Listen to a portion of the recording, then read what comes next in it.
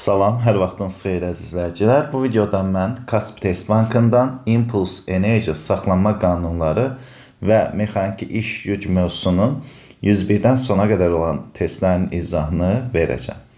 Siz də bizə dəstək olmanız üçün videolarımızı bəyənin və kanalımıza abunə olmağı unutmayın. 101-ci testdə deyilir. Cismə təsir edən qüvvənin proyeksiyasının koordinatdan asılı qrafiki verilmişdir. Gizlənmiş üçbucağın sahəsi hansı fiziki cəmiyyətə bərabər? Deməli, bizə deyir ki, F-in X-dən asılı qrafikində bu fiqurun sahəsi hansı fiziki cəmiyyətə bərabər? Yəni, həmin fiqurun sahəsini hesablayaq.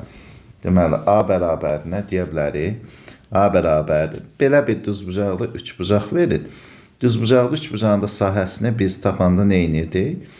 Otacaqların hasiyeni yarıya bölür. Baxın, bu üçbucağın nəyini bizə deyir? Sahəsi deyir, hansı fiziki cəmiyyət. Yerinə qoyub yazsam, F vurulsun X bölünsün 2 olacaq. Bəs, F vurulsun X bölünsün 2 hansı fiziki cəmiyyətdir? Əlbəttə, mexaniki işə bərabər olacaq. Bəzən deyirlər ki, bəs müəllim, bu potensial enerjinin potensial enerjiyə də bərabər ola bilər. Axı, onun da düsturu A bərabər F Y potensial bərabər F vurulsun X-dir. X bölünsün 2-dir. Bəli, ola bilər. Amma burada hardasa testin şərtində desək ki, deformasiya olmuş elastiki yay, onda hardasa bəli, o haqda düşünə bilərik. Onu demirsə, deməli, biz ancaq nə haqqında düşünə bilirik?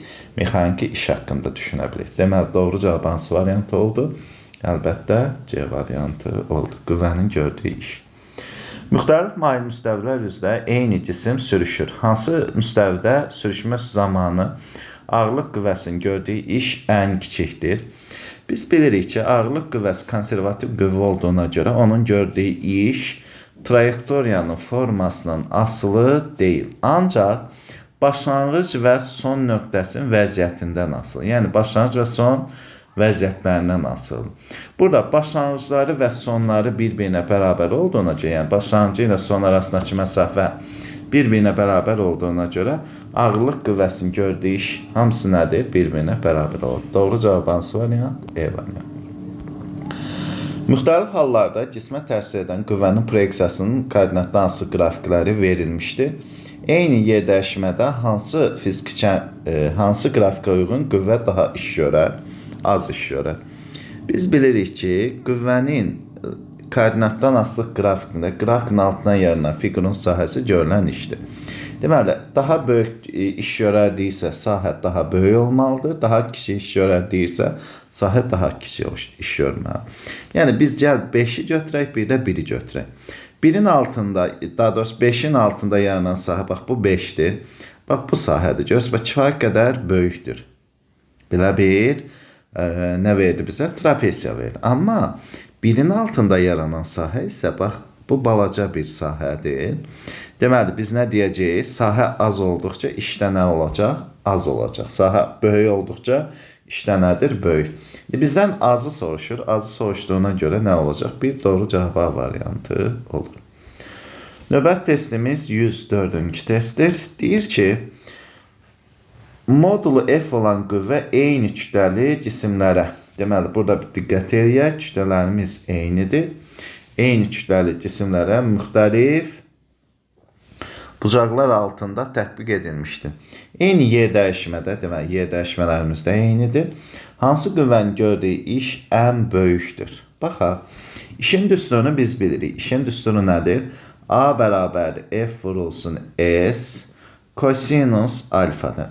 Deməli, bizdən soruşur, gördüyü iş ən böyükdür. Ən böyükdür deyirsə, bax, müxtəlif bucaqlar altında. Eyni qüvvədir, amma müxtəlif bucaqlar altında yönəlir. Baxın, bizə sağa və ya sola hərəkət elədiyinə görə bizə bu toplanan lazım. Deyəcəksiniz, bəs mən bu toplanan lazım deyilmi? Əlbəttə, bu toplanan lazım olmayacaq.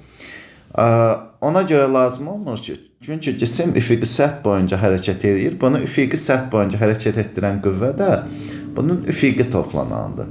Üfüqi toplanan bucağa bitişik toplanandır. Onu mən buna F kosinus alfa deyə bilərəm.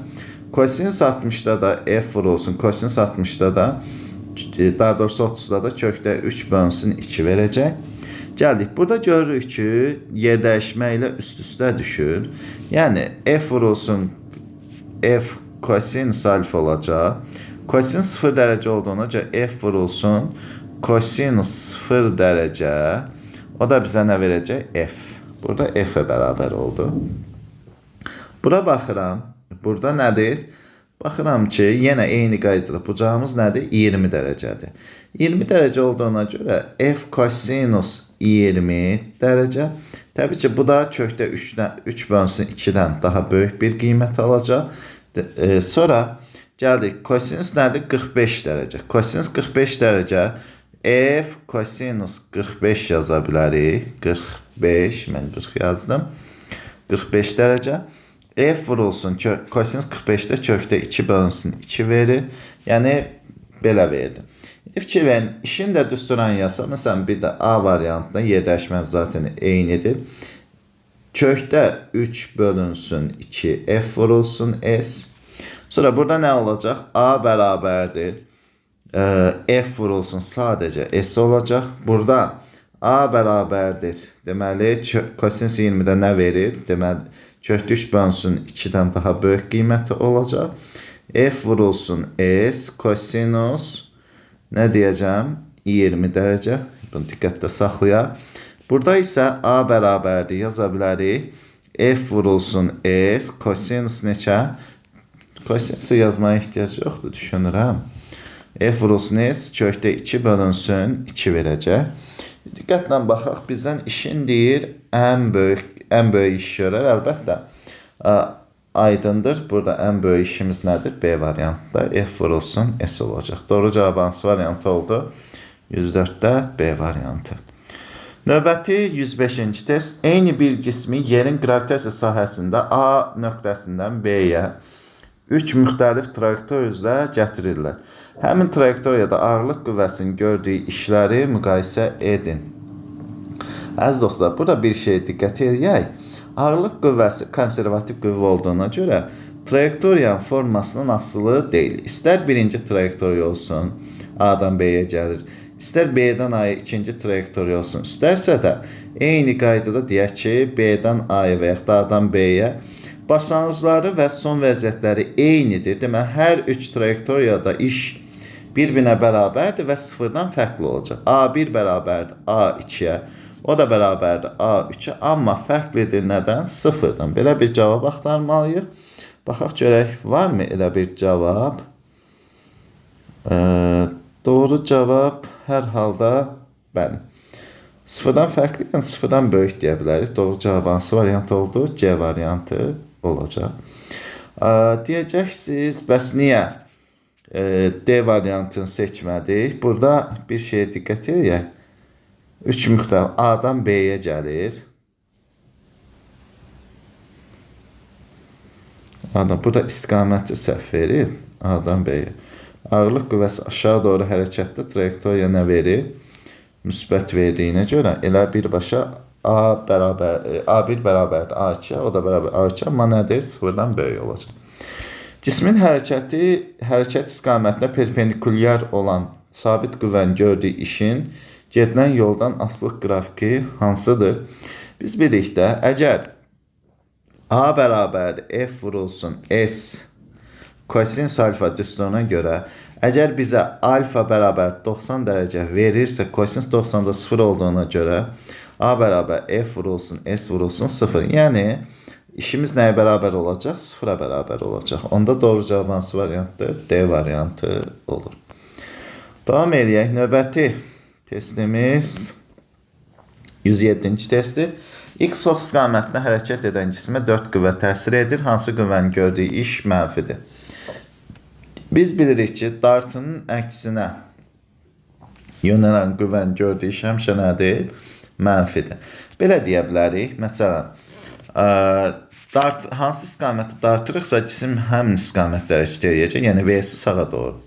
Yəni, burada müsbət iş görənlər dartı qüvvəsidir. İş görməyənlər reaksiya və nədir? Səthə təzyiq qüvvəsi deyə bilərik. Bir də nədir? Səthin əksinə yönəlmiş sürtünmə qüvvəsi isə, yəni hərəkətin əksinə yönəlmiş sürtünmə qüvvəsi isə mənfi iş görür. Onda burada nə olacaq? Sürtünmə qüvvəsi necə iş görəcək? Mənfi iş görəcək. Doğru cavab hansı variant oldu? E variant. Ədədi qiymətcə güc nəyə bərabərdir? Ədədi qiymətcə güc vahid zamanda görülən işə bərabərdir. Vahid zamanda görülən işə doğru cavab hansı variantı olacaq? 108-cə C variantı olacaq. Davam eləyək. Deyir ki, mühərrikin gücü sabit olduqda avtomobilin dartı qüvvəsini onun hərəkət sürətindən asılıq qrafiki necə? F bərabərdir N bölünsün V'dir düsturumuz. Əgər bizə deyirsə ki, N sabitdir, onda F nə ilə? V ilə necə asıldır? Tərs mütənsib asıldır. O da hansı qrafika uyğun gəlir? Əlbəttə, birinci qrafika uyğun gəlir. Doğru cavab A variantı. Avtomobilin hərəkət sürətinin hansı qiymətinə dartı qüvvəsi ən böyük olar? Dartı qüvvəsini biraz öncə düsturunu yazmışdıq. Yenə də yazaq. Görürük ki, güc sabit qaldıqda sürətlə tərs mütənsib asıldır. Dartı qüvvəsi ən böyük olması üçün gərək ki, sürət ən kiçik olsun. Doğru cavab hansı variantı oldu? B variantı. Kütləsi M1 bərabərdir 60 kiloqram və M2 bərabər 30 kiloqram olan iki adam binanın 3-cü mərtəbəsindən birlikdə qalxdılar. Onların sərf etdiyi güclərin nisbətini tapın. Baxaq, gücün düsturunu biz bilirik. Gücün düsturu belə yaza bilərik əslində. N bərabər F vurulsun V'dir. Buradan F'in yerinə mg qoysaq, mg V olar. Yaxşı, yuxarı doğru qalxır. İndi buradan diqqətlə baxsaq, güc nə ilə, kütlə ilə necə asıldır? Düz mütənsib asıldır. Onda biz nə yaza bilərik? N2 bölünsün N1 bərabərdir. M2 bölünsün nə olacaq? M1. M2 nə qədərdir? 30. M1 nə qədərdir? 60'dır. Bunlar getdi ixtisar 1 bölünsün 2 qaldı. Doğru cavab hansı variantı olacaq? Əlbəttə D variantı olacaq. Mühərrikinin gücü N1 bərabər 60 kW və N2 bərabərdir. Deyir ki, 150 kW olan iki avtomobil eyni sürətlə hərəkət edir. Onların dartı qüvvələrini müqayisə edin. Yenə gücün düsturunu biz yazsaq, F vurulsun V'dir. Buradan F'i tapsaq, N bölünsün V qalacaq. Bax, sürətləri eynidir, işim yoxdur. Onda F V ilə necə asılıdır? Düz mütənsib asılıdır. Düz mütənsib asılı olduğundan biz həmin asılı belə qura bilərik. F1 bölünsün F2 bərabərdir. N1 bölünsün N2 olacaq. N1 nə qədərdir? 50'dir. N2 nə qədərdir? 150'dir. Bunlar getdi ixtisar bizə 1 bölünsün 3 qaldı. Onda mən yaza bilərəm. F2 bərabərdir 3 dənə F1. F2 3 F1'ə bərabər. Doğru cavab hansı variantı olacaq? Əlbəttə E variantı olur. Davam eləyək. Növbəti testimiz 13-cü testdir. Qayığın göldə hərəkəti zamanı müqavimət qüvvəsi onun sürətinin kvadratı ilə mütənsib artır. Qayığın sürətini 2 dəfə artırmaq üçün onun mühərrikinin gücünü necə dəyişmək, neçə dəfə artırmaq lazımdır? Maraqlı bir sualdır. Burada bir şeyə diqqət etmək lazımdır. Belə deyək də, gücün düsturundan istifadə edəcəyik. Gücün düsturunu biz bilirik. N bərabərdir F vurulsun V'dir. Bir də deyək ki, göldə hərəkət zamanı müqavimət qüvvəsinin onun sürətinin kvadratı ilə necə asılıdır? Düz mütənsib asılı olaraq artır. Onda mən F'i belə deyə bilərəm. K vurulsun nə kimi yaza bilərəm? V'nin kvadrat kimi yaza bilərəm. Bu F'in yerinə gətirib qoysaq, onda nə verəcək? V K vurulsun, belə deyək. K orada mütənsib əmsaldır. V kvadrat vurulsun V. Onda bura bizə verəcək K vurulsun V'nin nəyi? Kubu. Əgər biz sürəti 2 dəfə artırırıqsa, onda güc necə dəyişəcək? Əlbəttə 8 dəfə artacaq. Doğru cavab hansı variantı olacaq? Hansı variantı olur? C variantı olur. Kütləsi M olan cisim H hündürlüyündə sərbəst düşür. Hansı nöqtədə ağırlıq qüvvəsinin sərf etdiyi güc ən kiçikdir? M nöqtəsinə sərbəst düşən cismin ağırlıq qüvvəsinin deyək ki, düsturumuz əvvəlcə neynəmək lazım? Yazmaq lazım. Gəlin yazaq. N bərabərdir. Nə yaza bilərik? A bölünsün T yaza bilərik. Burada A'nın yerinə nə yaza bilərik? M, J, H bölünsün T.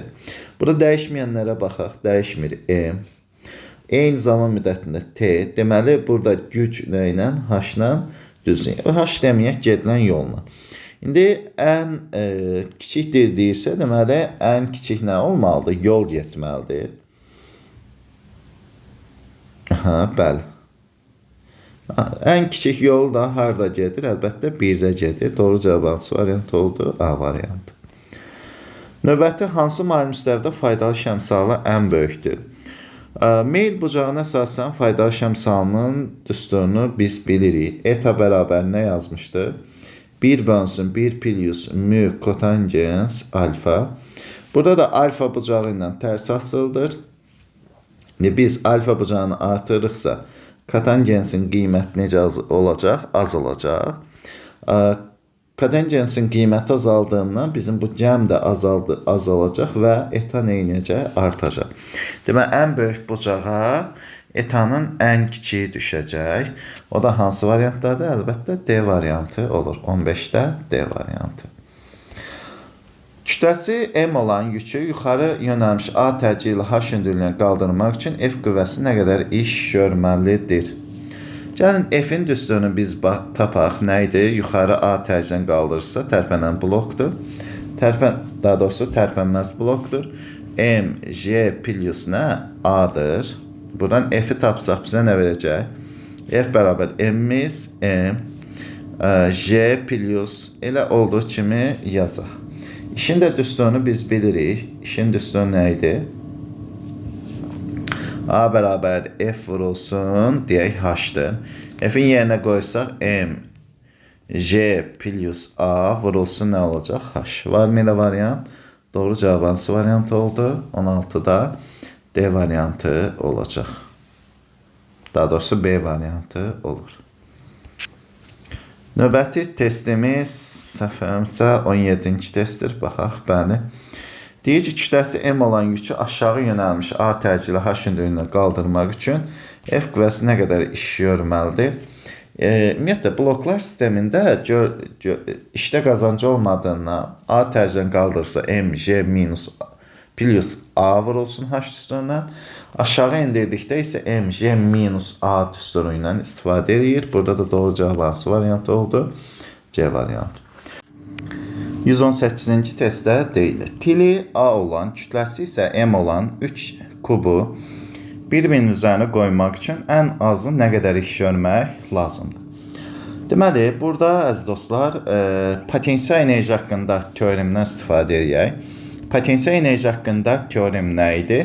Görülən iş əks işarə ilə potensial enerjinin dəyişməsinə bərabər. Yəni, qüvvənin əvəzləyicisini gördüyü iş əks işarə ilə potensial enerjinin dəyişməsinə bərabər. Onda mən belə yazacağım. YP1 minus nə? YP2. Yəni, orada mənfini yox eləməkdən ötürü burada potensial enerjilərin yerlərini nədir? Dəyişdik. Gəlin, hal-hazırda deyək ki, bax, birinci cisim üçün belə eləyə bilərik. Bax, birinci cisim üçün. Tili A-dırsa, yerdən olan hündürlüyü nə qədər olacaq? A bölünsün 2 qədər. İkinci cisim üçün də deyə bilərik. Yerdən olan hündürlüyü, daha doğrusu ümumi hündürlüyü A-dır. Onda burada A bölünsün, ağırlıq mərkəzi A bölünsün 2-yə düşəcək. Onda hal-hazırda bunların müəyyən bir potensial enerjiləri var. Deyək ki, bu belə olsun. Birincidə YP1-i bildim. Nə olacaq? MJ A bölünsün 2. İkincidə də YP1-i yazaq. P1 bərabərdir. MJ A bölünsün 2-dir. İndi onları biz üst-üstünə qoyanda görəsən nə qədər iş görüləcək ona baxaq. Yəni, buna birinci cisim deyək. Birinci. Bax, bura birinci cisim deyək. Buna ikinci cisim deyək. Buna üçüncü cisim deyək. Hər ikisini gətirib bunun üzərinə qoymağa çalışaq. Görəsən qoyanda nə baş verəcək? Baxaq əziz dostlar. Deməli, üçüncünün üzərinə, deməli, bu üçüncüdür. 3-dür. Kütləsi M-dir. Bax, bu üçüncüdür. Kütləsi M-dir. Tili A olduğuna görə bura bir A var. Bir A var. İndi mən ikincini gətirib qoysam, bax, ikincini gətirib qoysam bunun üzərinə, onda bura nə qədər olacaq? Bura ümumi, bax, ağırlıq mərkəzi buradır. Bura nə qədər olacaq? A bölünsün 2 yuxarı hissəsidir. Nə olacaq? 2 də 1 onda 5 A qədər olacaq. Deməli, bura A'dır, bura A'dır. Burada yarım A'dır. Onda bura ümumi nə qədər oldu? 1 onda 5. Deməli, üçüncünün üzərinə ikincini gətirib qoysam, ikincinin ağırlıq mərkəzi 1 onda 5 A dəfə neynəcək? Artacaq. Daha doğrusu yerini dəyişəcək. Onda birinci halda görülən işi, yəni ikincinin üçüncünün üzərinə qoyanda görülən işi buradan yazaq. A1 deyək. Nə yaza bilərik? Başlanğıcdan sonu çıxmalıyıq. Başlanğıcı neçə idi? MJ A bölünsün ki, yəni 0,5 MJ A deyə bilərəm. Minus, sonra neçə oldu? 1,5 A oldu. 1,5 MJ A deyə bilərik. Onda A1 birinci halda nə qədər eləyəcək? 0,5-dən 1,5 çıxsa, mənə mənfi MJ A qalacaq. Yəni bu halda bizim görülən işimiz nədir? MJ A-ya bərabərdir. Bu burada dursun. İşimiz yoxdur. İndi üçüncünü gətirib qoyuram. İkincinin üzərinə. Bax, üçüncünü də, daha doğrusu birincini gətirib qoydum. Qoyduq. Kütləsi də M-dir. İndi bunun ağırlıq mərkəzi nə qədər olacaq? Bax, burada olacaq ağırlıq mərkəzi. İndi hündürlüyü gəlin yazaq. Hündürlüyü nə qədərdir? A, bu da nədir? 0A. Yəni 2,5A deyə bilərik bura. Onda bizim bu halda görülən işimiz A2 deyək buna. A2 bərabərdir. Yəni bu tərəfdən yazaq. A2 bərabərdir. Mən neçədən? Başlanğıc potensial enerjiden sonu çıxmalıyam. Mənfi MJA-dan nəyə çıxacaq? 2,5 MJA-nı çıxmalıyam. Buradan çıxsam mənə nə qalacaq? A2 bərabərdir. Mənfi deməli 2 MJA vermiş olacaq. Onda niyə burada mənfidir? Çünki ağırlıq qüvvəsi burada mənfi iş görür. Yəni bunun üzərinə qoyanda ağırlıq qüvvəsi normalda aşağı doğru yönəlir. Bu üzərinə qoyanda göstər ağırlıq qüvvəsinin əksinə hərəkət elədiyindən görülən iş nədir? Mənfidir. Onda ümumi işi biz yazsaq, yəni modulca götürək, mənfiləri nəzərə almayaq. Zaten bizdə modulun soruşur. A ümumini tapsaq, A1 plus A2-nin cəmi olacaq. Baxırıq, A2-nin cəmidir. Biri MJA-dır, digəri də 2MJA-dır. Cəmi neçə verəcək? 3MJA vermiş olacaq. Doğru cavab hansı variantı oldu? D variantı olur.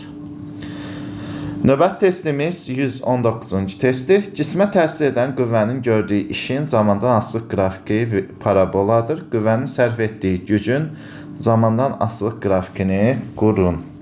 Maraqlı bir sualdır. Gəlin buradan A-nın nədən asılını göstərək? T-dən asılı. Necə asıldı? Kvadratik düzdür. Yaxşı. Bizim düsturumuz necə idi? Düsturumuz diqqətlə baxaq.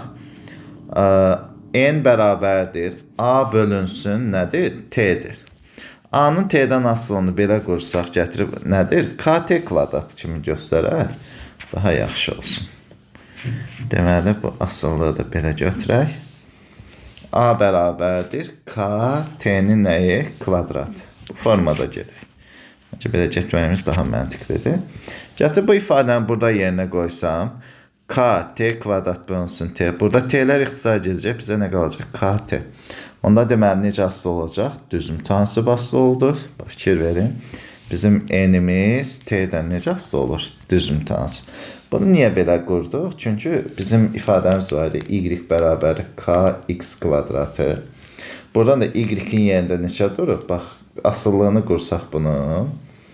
Nə olacaq? Y-in X-dən asıllığı nə olacaq? Belə bir ifadə. Y-in yerində A durub, X-in yerində nə durub? T durub. Bu formada yanaşmaq olur. Düzüm tansı basılı, doğru cavab hansı variantı olacaq? E variantı. Cisimlərin mütləq elastiki toqquşması zamanı impulsun və kinetik enerjinin saxlanma qanunu ödənilirmi?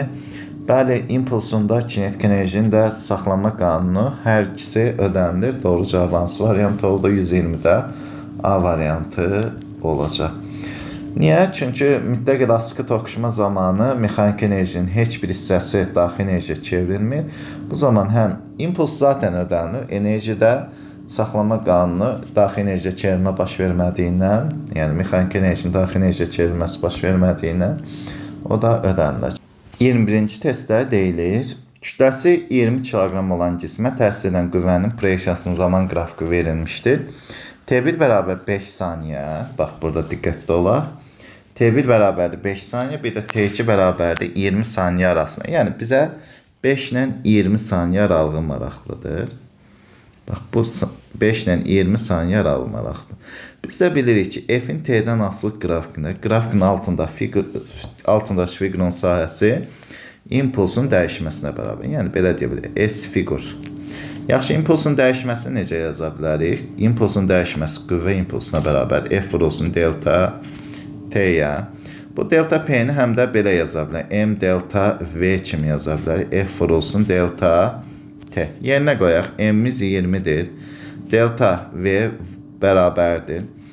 F-imiz nə qədərdir? 30-dur. Delta T 5-dən neçə? 20-yə, 15 eləyəcək fərqi. 15-ə. Buradan da bu sıfırla bu sıfır ixtisar gəlsin. Delta V bərabərdir. 3 vurulsun 15 bölünsün 2. Bu da 22,5 metr bölünsün saniyəyə verəcək. Baxaq görək, varmı elə bir variant? Yox, bu deyəsən açıq tipli testdir. Cavab nədir? 22,5. Yəni, bu belə bir cavab olacaq. Kütləsi 3 kiloqram və 2 kiloqram olan 3 kiloqram və V bərabər 2 metr bölün saniyə olduğunu bilərək sistemli impulsunun modulunu hesablayın. M hər birinin kütləsi 3 kiloqramdır. Bunun da kütləsi 3 kiloqram. Bunun da kütləsi 3 kiloqramdır. Bir X oxu göstərək. Burada. Göstərək. Deyək ki, X oxudur. Bunun impulsu X ilə eyni istiqamətdə yönəldiyi ilə müsbət olacaq. 15-dir. Aha. Bu isə X oxunun əksinə yönəldiyindən 15V-dir deyək. X oxunun əksinə yönəldiyindən bizə nə qədər qalacaq? 3-ü 2V-yə vursam, mənfi 6V olacaq. Onda sistemin impulsu P bərabərdir. 15V plus mənfi 6V olacaq. Onda P bərabərdir 9V yaza bilərik. V-miz neçədir? 2-dir. 9-a vursam, 9-u 2-yə vursam neçə olacaq? 9 vurulsun 2. O da bərabərdir. 18 kiloqram vurulsun. Metr bölünsün nədir? Saniyə olacaq. Cavab nədir? 18. Belə bir cavabımız olur. 23. Kütləsi 10 qram olan güllə avtomatın lüləsindən 720 metr bölün saniyə sürətlə çıxır. Geri təpmə nəticəsində avtomat 2 metr bölün saniyə sürət alır. Avtomatın kütləsi neçə kiloqramdır? Baxaq. Burada bir şeyə diqqət eləmək lazımdır ki, deyək ki, avtomat hal-hazırda fikir verin. Bu bizim avtomatımızdır. Avtomatdır. Güllə buradadır. Oldu mu? Əvvəlki impuls, yəni ateş açılmamışdan əvvəlki impuls, sonraki impulsa nə olmalıdır? Bərabər olmalıdır. Deyir ki, kütləsi 10 qram olan güllə avtomatın lüləsindən neçə? 720 metr bölün saniyə sürətlə çıxır. Geri təpmə zamanı bu qədər sürət alır. Bax, əvvəlki impuls, sonraki impulsa nə olmalıdır dedi? Bərabər olmalı. Əvvəlki impuls güllə və avtomat sükunətdə olduğuna görə nədir? P bərabərdir 0-dır. Sonraki, yəni geri təpmədir. Bax, buradan göstərək yenə eyni qaydada. Bu bizim avtomatımızdır. Bax, güllə buradan çıxdığı anda, bax, bu gülləmizdir. Çıxdı. Kütləsi nə qədərdir güllənin? Deyək ki, bu gülləni biraz uzaqdan göstərək. Bax, güllənin, deyək, bu gülləmizdir. Bu istiqamətdə çıxdı. İstiqaməti bu istiqamətdədir və kütləsini bizə verir.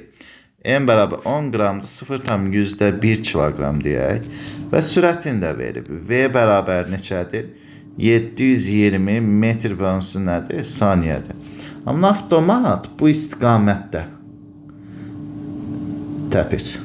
Deməli, buradan tətiyi basan kimi sağ tərəfə doğru. Sürətinə mən V deyirəm və özü verib 2-dir. Amma kütləsini soruşur. Deyək ki, avtomatın kütləsinə böyüyəm deyək, bərabərdir sağ. Bunu tapın. Yaxşı, biz biraz öncə nə dedik? Əvvəlki impulslarının cəmi, yəni əvvəlki impulsu sonraki impulsların nəyinə bərabər? Cəminə bərabərdir. İndi fikir verin. Mən əvvəlki impulslara nə dedim? 0 bərabər. Deyək ki, avtomat özü soladır. Deyək, bir x oxu kimi göstərsək burada, x. Güllə x-ə eyni istiqamətdədir. Necə yaza bilərəm? Eyni istiqamətdədir. Müsbət 720 vurulsun. %1 plus mənfi, belə deyərdim, mənfi m vurulsun. Sürətdə nədir? 2-dir. Elə deyil. Onda belə bir şey alınacaq. 720-ni %1-ə vursam 7,2 qalacaq. Əlbəttə. %1-ə vursaq neçə verdi? 7,2. 7,2 plus m vurulsun. Plus yox, daha doğrusu minus. Qarşıda mənfi var. M vurulsun 2 bərabərdir 0. Onda mən yaza bilərəm? 2m bərabərdir 7,2-yə. M də bərabər neçə yaza bilərik bura? 3,6 kiloqram. Demək, avtomatın kütləsi neçə kiloqram imiş? 3,6 kiloqram. Yəni, belə bir cavab alınacaq bizdə. Doğru cavab 3,6 kiloqram. Deyirəm, başa düşdünüz. Növbəti testimiz 24-cü, yəni 124-cü testdir. Deyir, kütləsi 5 sarım olan cismin hərəkət tənliyi verilmişdir. X bərabər 20 minus 2t plus t kvadratı. T bərabər 10 saniyə olan anda cismin impulsun proyeksiyasını təyin edin. Gəlin tapaq. Əvvəlcə bu tənlikdən sürətli tapaq. Biz bilirik də koordinatın zamına görə birinci tərtib törəməsi sürətin proyeksiyasına bərabər. Sürətli tapsaq, Vx bərabər 20-nin törəməsinə verir 0. Mənfi 2t'nin törəməsi mənfi 2. T kvadratın törəməsi isə 2t verir. Yerinə qoyub yazsaq, onda bizə verəcək mənfi 2 plus 2t. T'nin də yerinə neçə qoya bilərik? 10 verib. Mənfi 2 plus 2 vurulsun 10. Bizə neçə verəcək? 18 metr bölünsün saniyə. Bunu tapdı. Və sürətin proyeksiyası, impulsun proyeksiyasını soruşur. M vurulsun Vx-dir. M-i 5 verir. Vx-də neçə tapdıq? 18. 5 18-ə vursaq neçə eləyəcək? 90. Kiloqram vurulsun metr bölünsün saniyə. Yəni, cavabımız nə oldu? 90 kiloqram vurulsun metr bölünsün saniyə. Doğru cavab belə olur. Gəldik 125-ci testdə. Cismin impulsunun proyeksiyası Px bərabər 10 plus 15t qanunu ilə dəyişir. Cismə neçə newton qüvvə təsir edir? Biz bilirik ki, impulsun zamana görə birinci tərtib törəməsi qüvvəyə bərabərdir. Yəni, törəmə alaq. F bərabərdir 10 plus 15T-dən törəmə almalıyıq. Onun törəməsi 0 verir. 15T-nin törəməsi isə 15 verir. Onda neçə newton olacaq? 15 newton. Doğru cavab nədir? 15. Növbəti testimiz 126-cı testdir. Şaquli istiqamətdə aşağı atılmış kütləsi 2 şarım olan cismin impulsunun zamandan asılı qrafiki verilmişdir. Cismin son impulsunu hesablayın. Gəlin hesablayaq. Biz şaquli aşağı atılıbsa, deməli cism ancaq ağırlıq qüvvəsi təsir edir. P minus P0 bərabər F vurulsun nədir? T'dir. Delta T deyək. Yəni qüvvənin əvəzlərici ağırlıq qüvvəsinə bərabərdir. Onda biz belə eləyə bilərik. P minus P0 bərabərdir. F'in yerinə mg delta T yaza bilərik. Yəni mg yaza bilərik ağırlıq qüvvəsi təsir edir. Burada diqqətlə baxaq. Başlanğıc impulsu verib 25'dir. P minus 25 bərabərdir. M'imiz 2'dir, J 10'dur. Delta T'nin də neçə verib? 2 verib. Bu sağ tərəf neçə verdi? 40 verdi. P minus 25 bərabərdir 40'a. Onda P nə qədər verəcək? 65 kiloqram vurulsun metr bölünsün saniyə verəcək. Doğru cavab nə oldu? 65. Gəldik. Mütləq qeyri-elaski zərbədən sonra kürəkçilərin sürəti nə qədər olar? Diqqətlə baxsaq, bu sağa doğru hərəkət, bu sola doğru. Deməli, bir-birinə əksdir. Toqquşmadan sonraki sürətin düsturunu yazsaq, V eşitdir bərabərdir. M1 V1 təbii ki modulda minus M2 V2 bölünsün. M1 plus M2 düsturundan istifadə edəcək. V eşitdir bərabərdir. Modulda M1 V1 8 kütləsi M olduğundan 8M yaza bilərəm. Minus Kütləsi M-dir, amma sürəti 1-dir. M yaza bilərik. Məxrəcdə isə M1-in üstünə M2 gəlsəm 2M olacaq. O da bərabərdir. Bax, yazsaq yuxarı 7M verəcək. Aşağı 2M'dir. Bu M-lər ixtisar getdi 3,5. Deməli, 3,5 nədir? Metr bölü saniyə sürətinə hərəkət etmiş olacaq. İpin sərbəst ucuna 75 Newton qüvvə tətbiq etməklə yükü tərpənən blokla 15 metr hündürlüyə bərabər sürətdə qaldırmaq üçün neçə yol iş görmək lazımdır? Baxaq, A bərabərdir. Ucuna tətbiq olunan qüvvə 75. F vurulsun, H deyə bilərik. Bu düsturdan istifadə edəsək, bəli, elə gedə bilərik. F vurulsun. Bizdən hansı blok verib? Tərpənən blok verib. Bu qədər hündürlüyə qaldırmaq üçün yükü. Burada diqqətli olaq. Yük neçədir? 15 metrdirsə, ip. Onda H ipi tapsaq, biz nəyə bərabərdir? 2 dənə H yükə bərabərdir. 2 vurulsun. Neçə deyə bilərik? 15 deyə bilərik. 15. Bu da nəyə bərabərdir? 30 olacaq. 30 metr.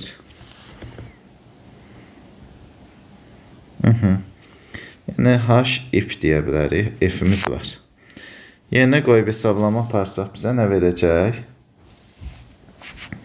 75 vurulsun 30. Bu da nə verdi? 0, 15, 21, 22 verəcək. 2250 joule. Belə bir cavab olacaq. Davam eləyək. Növbəti 129-cu testdir. Mərkin gücü 4 kilovat olan kran neçə kiloqram yükü 2 dəqiqə ərzində 30 metr hündürlüyə qaldıra bilər? Baxaq. Burada yenə eyni qaydada biz nə etməliyik? Bərabər sürətlə deyir. Gücün düsturunu yaza bilərik. Gücün düsturu necə idi? N bərabərdir.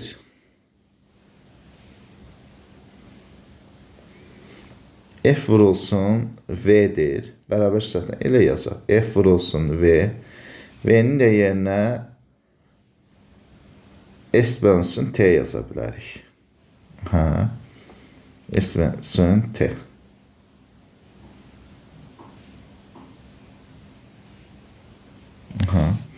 Belə yazalım. Bərabər sürətlə deyirsə, dartı qüvvəsi ilə ağırlıq qüvvəsinə bərabər olacaq.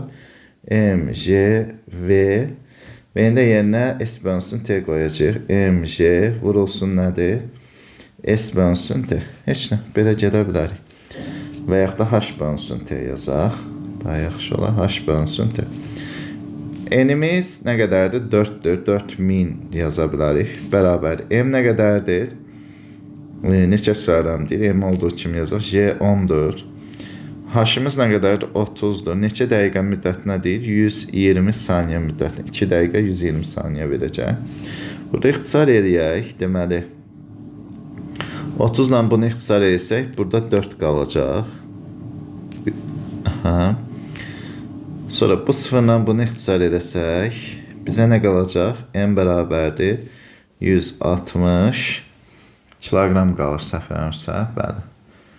160 yoxsa 1600. 1600 kiloqram. Belə bir ifadə olacaq. Deməli, 129-da nə oldu? 1600 kiloqram. Kütləmiz 1600 kiloqram. Gəldi 130. Deyir, cisim 60 metr yüksəklikdən sərbəst düşür. Neçə metr yüksəklikdə cisim kinetik enerjisi potensial enerjisindən 4 dəfə böyük olar. Baxaq. Bu enerjinin saxlama qanunundan çıxan düsturla gedək. Deməli, düstur necə idi? Y kinetik bölünsün Y potensial bərabərdir. Düşmə hündürlüyü minus verilmiş hündürlük bölünsün verilmiş hündürlük.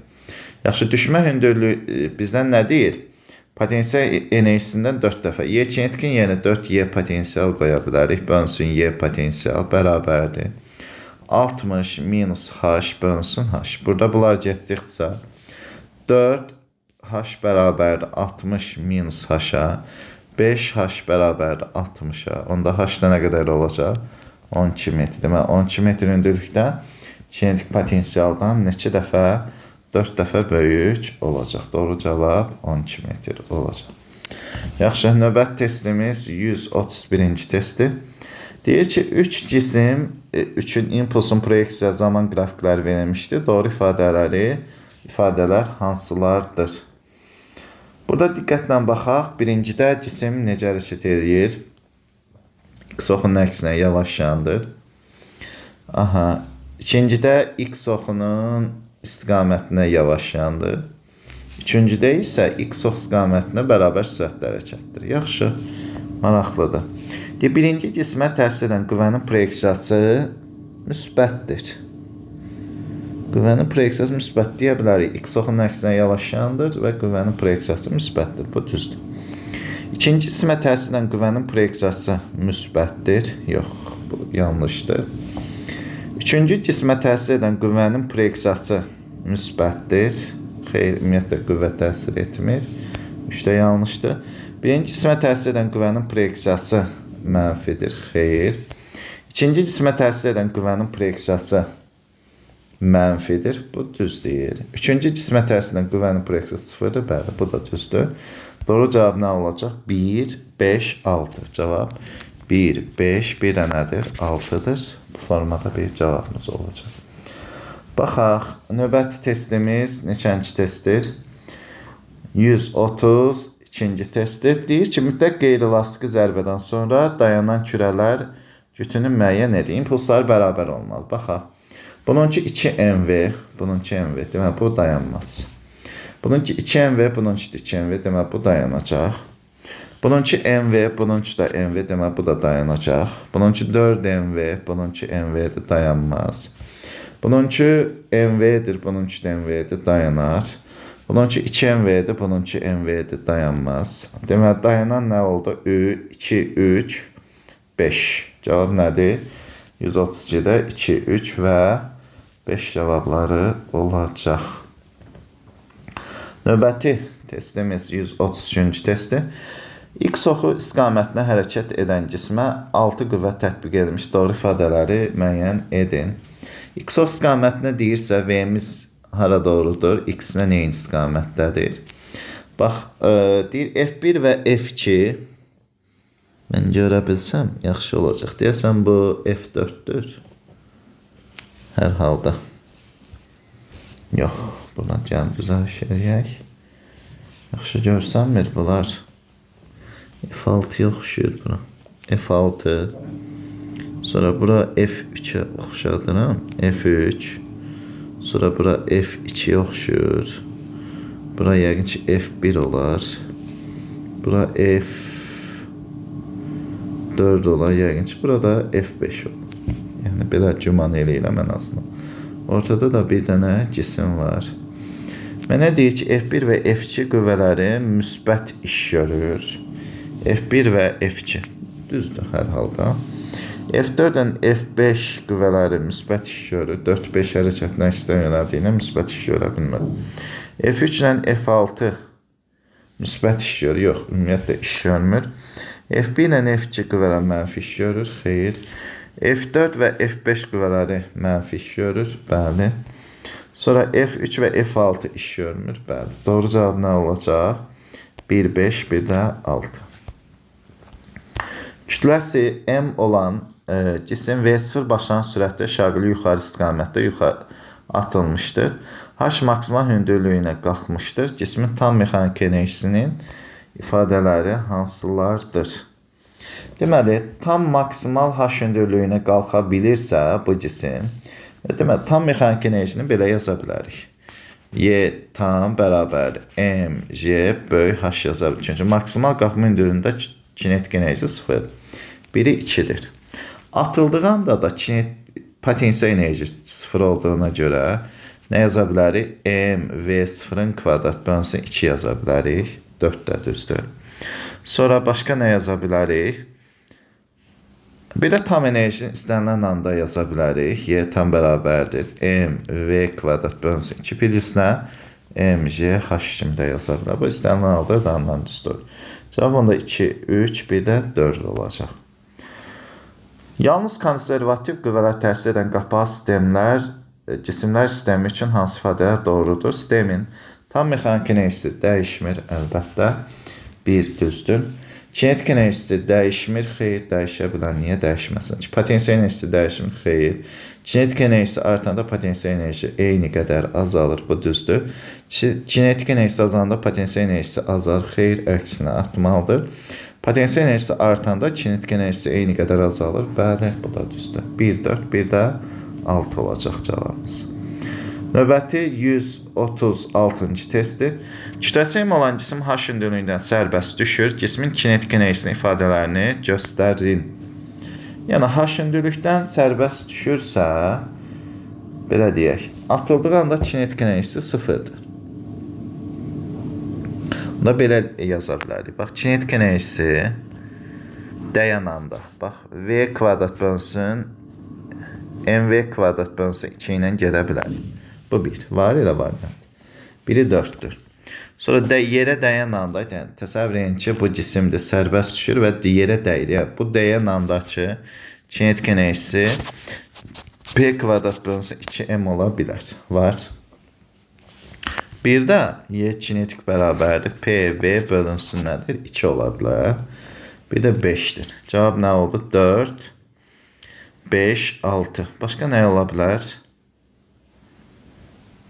4, 5, 6. Əslində belə də deyə bilər. H hündürlüyündən düşdüyünə görə, məsələn, mən V-nin yerinə, bax, belə bir şey yaza bilər. Y kinetik bərabər. Sərbəst düşən cisim üçün V nə idi? Kökdə 2JH-da. Qoysam, M vurulsun 2, JH bölünsün 2 olacaq. Bu 2'lər gedəcək bizə MJH. Elə eyni qaydada 2-ni də deyə bilərik. 2, 4, 5, 6. Belə bir cavab olacaq. Yəni 1 ilə 3 ümumiyyətlə gedə bilməz. Doğru ifadələri göstərin. Ağırlıq qüvvəsi konservativ qüvvədir. Bəli. Sürtünmə qüvvəsi konservativ qüvvədir. Xeyr, qeyri-konservativ qüvvədir. Sonra elastiklik qüvvəsi konservativ qüvvədir. Bəli. Konservativ qüvvənin gördüyü iş potensial enerjinin dəyişməsinə bərabərdir. Hardasa bəli deyə bilərik mi? Yox. Əks işarə ilə potensial enerjinin dəyişməsinə bərabər deyə bilmək. Konservativ qüvvənin gördüyü iş əks işarə ilə potensial enerjinin dəyişməsinə bərabər. Bəli. Konservativ qüvvənin qapalı trayektoriyada gördüyü iş sıfırdan fərqli. Xeyr. Sıfıra bərabər. Cavab nə oldu? 1, 3, bir də 5. Belə bir cavab olacaq.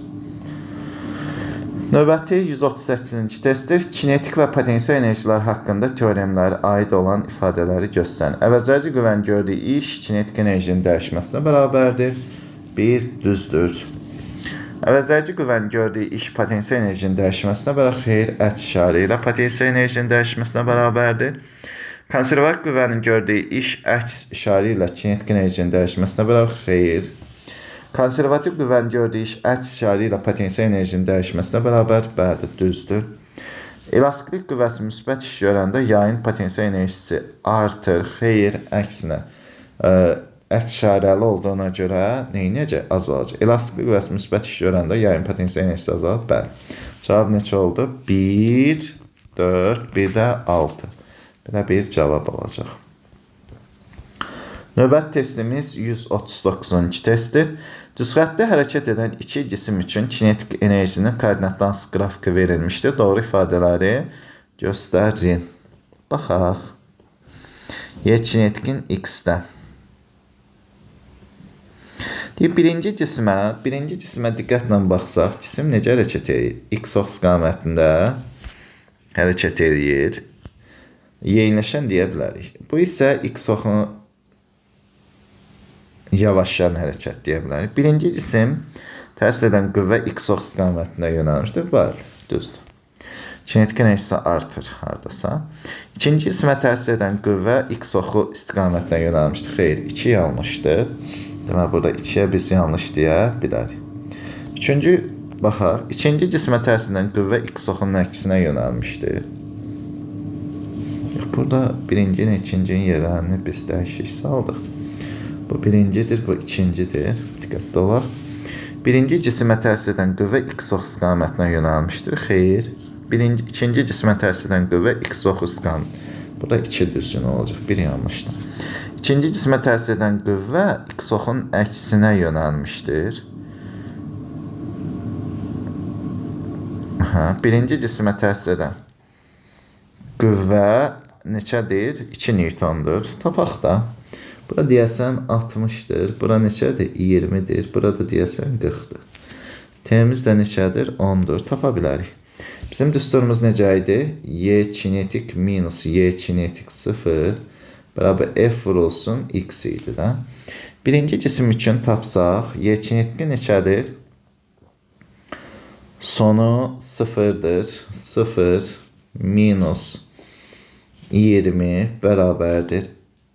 F vurulsun Fx diye. Vurulsun X də 10'dur. Bu da Fx nə qədər olacaq? Mənfi 2 Newton olacaq. Bu birinci cisimdir. F1 X deyə bilərik. İkinci üçün yazsaq 60 minus 20 bərabər F2 X vurulsun neçə? 10. F2 X bərabər neçə oldu? 4 Newton müsbət. Bu nə oldu? Müsbət 4. İndi deyir ki, birinci cismə təsir edən qüvvənin modulu 2 Newtondur.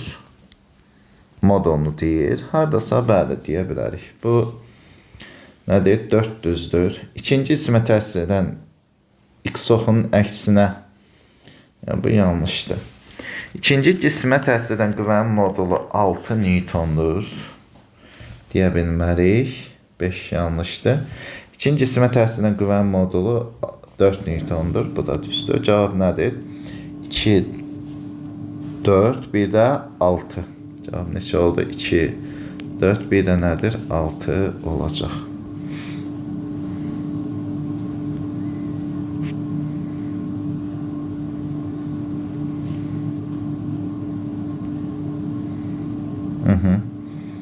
Bəli.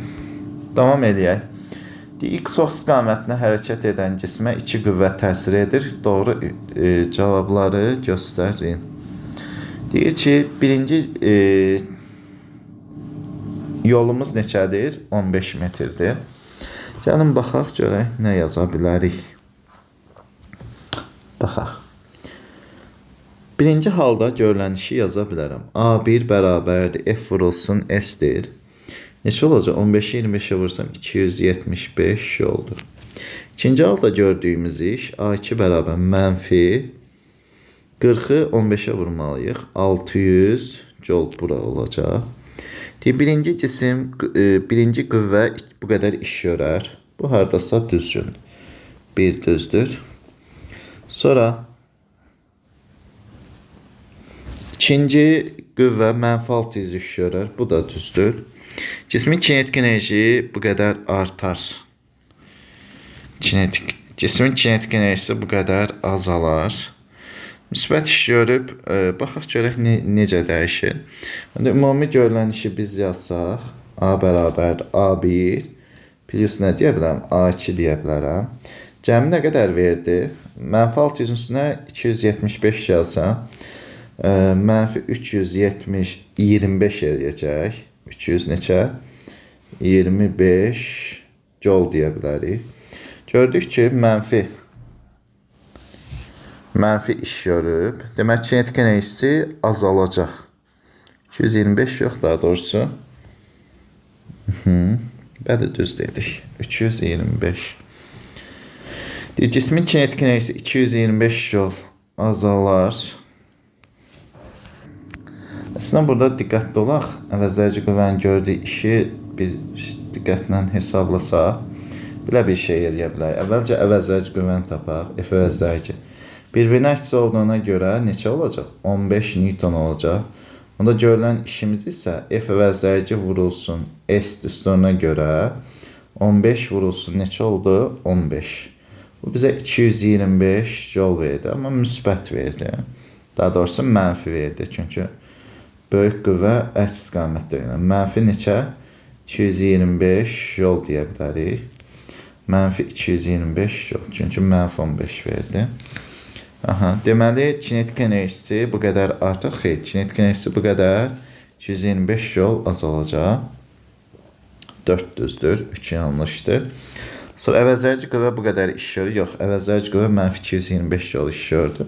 Cavab elə nə oldu? 1, 2, 4, bir də 6 olan variantlar oldu. Növbəti 141-ci testdir. Deyir ki, Cismin impulsun proyeksiyasının zaman qrafiki verilmişdir. Uyğunluğu müəyyən edin. Birinci hissədə baxaq. Cisim x istiqamətinə bərabər y ilə hərəkət edib. Bərabər sürətlə hərəkət edib. Sonra nədir? X oxunun istiqamətinə bərabər yavaşdan hərəkət edib. 0-5 saniyə aralığında, sonra nə deyir? 5-10 saniyə aralığında, 10-20 saniyə aralığında cismə təsirin qüvvənin proyeksiyasını təyin edin. Baxaq, impulsun dəyişməsi qüvvə impulsuna bərabər, delta P bərabər F vurulsun. Nə deyə bilərik? Delta T deyə bilərik. Məsələn, birinci aralığa baxıq əvvəlcə. Bax, birinci aralıqda nə deyə bilərik?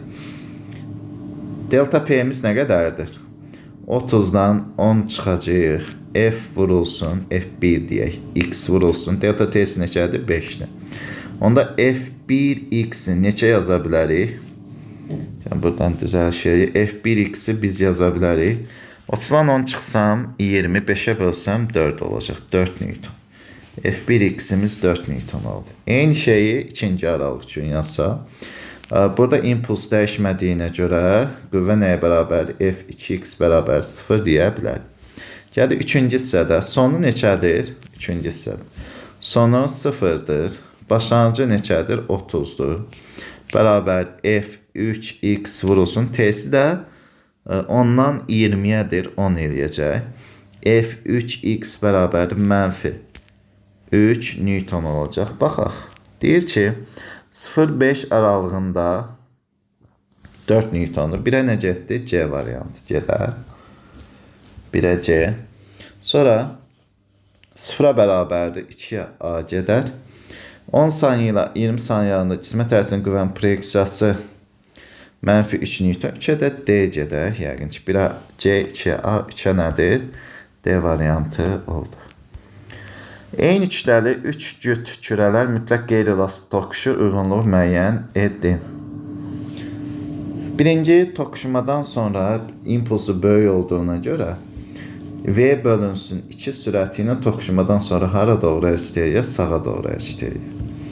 V bölünsün 2 sürəti ilə sağa doğru hərəkət edəcək. Bunların kütlələri eynidir deyir. Bunun da kütləsi M-dir, bunun da kütləsi M-dir. Toqquşmadan sonra impulsu 0-a bərabər olacaq. Burada da toqquşmadan sonra əlbəttə sola doğru hərəkət edəcək. Niyə sola doğru? Çünki bunun impulsu daha böyükdür. Bura belə yaza bilərik. Modulda 2mv minus v bölünsün mv bölünsün nədir? 2m olacaq. Burada da v bölünsün 2 sürəti ilə hara doğru? Sola doğru. Sürəti v sürəti ilə sağa doğru 2 olan 142-də diqqətlə baxaq. V sürətlə sağa hərəkət edər. Belə bir şey yoxdur. Sağa 1-ə C gedər. 1-ə C. V biz 2-yə, deyək 3-ə D variantı gedəcək. Və sükunətdə qalar Y variantı gedər. Sükunətdə olar. Ümumiyyətlə, sükunətdə yox, dayanar sözü daha məntiqlidir. Yaxşı, deməli 1-ə C, 2-yə Y, 3-ə isə nədir? D variantı olacaq. Davam edək.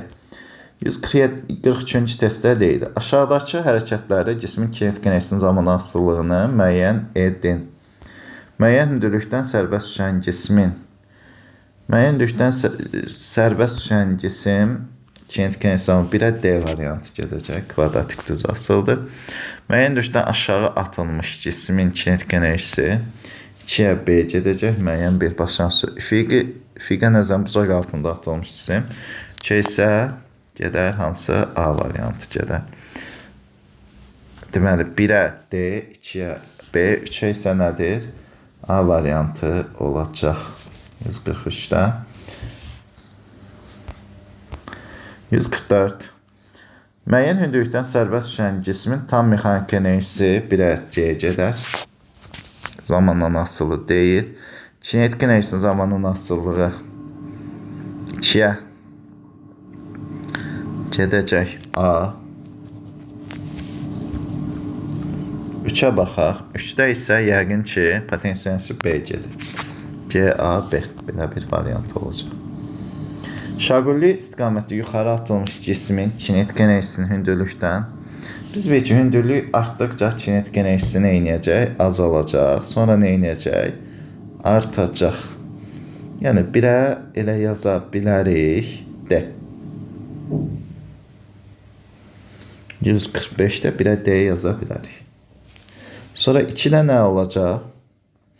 Potensial enerjisi yuxarı atım. Əvvəlcə artar, sonra azalar. 2-yə Y gedə bilər. 3-də isə tam enerjisi dəyişməz. C variantı gedir. 1-ə D, 2-yə Y, 3-ə C. Müəyyən hündürlükdən sərbəst düşən cismin deməli kinetik enerjisi sürətdən necə asılıdır? Düz kvadratik asılıdır. Hardasa deyə bilərik. Aha. Onda 1-ə düz kvadratik əslində azalar. 1-ə C potensial enerjiyə gedər. Kvadratik artar, B bura gedər. Kinetik enerjisi, daha doğrusu B-ni biz kinetik enerjiyə yaza bilərik. Tam mexanik enerji isə sürətdən asılı olmaz. Deməli, D isə bura gedər. C, D. C isə nədir? B variantı olur. Növbət testimiz 146-47-ci testdir. Sapa bağlanmış daş çevrə üzrə V sürəti ilə hərəkət edir. Uyğunluq müəyyən edin. Delta T bərabər 2-də 3T ərzində impulsun dəyişməsini falan sonra. 2-də 3T nə demək? Delta T bərabərdir. T plus nədir? 2-də 1T deməkdir. Bunu da belə yaz. Delta T bərabərdir. T plus 4-də 3T deməkdir. Burada zaten özü verib. Delta T bərabər nədir? 2T'dir. Tam periyoddur. Aha, bizə bu hissə lazım deyil. Bizə lazım olan burada bu hissədir. Burada da nədir? Bu hissədir. Gəlin. Deyir ki, dəyişməz. Təbii ki, 3-ə A gedəcək. 3-ə A gedər.